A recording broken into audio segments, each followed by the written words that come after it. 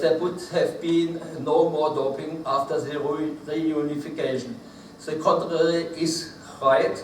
The dogs like Dr. Franke and others are barking, but the caravan continues to move on. And the chiefs of the caravan are some doping doctors, politicians, who like to present them with gold medals, gold medal athletes, medias, and the public is paying big medals. In Western Germany, no doping doctor ever lost his permission. That's very important. Finally, which is our vision for the future, for the competition sports, and for the destiny of the athletes? Thank you very much.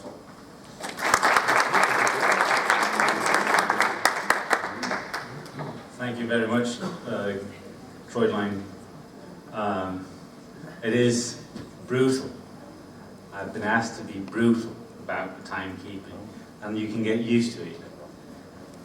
Next speaker is Nils Zuraski, who is Professor of Criminology at the Institute for Criminology Social Research at the University of Hamburg. Please.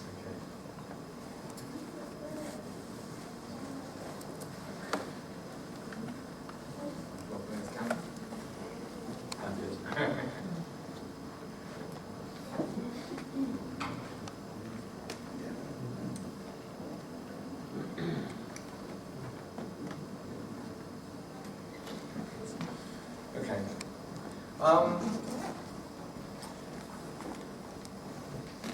This will be a very, well, not short, but very short, but short presentation. Yeah, 12 minutes.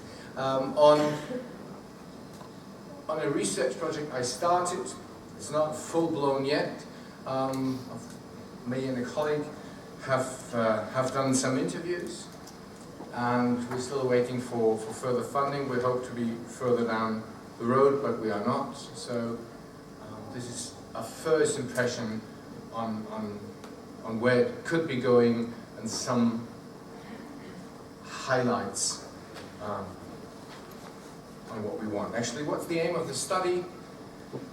The aim of the study is to find out how athletes are telling about doping controls, dope testing, and doping and their sports biographies. So we're interested about the context in which this happens actually.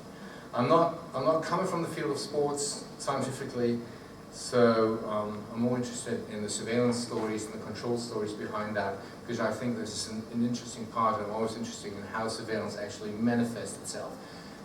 What is the context?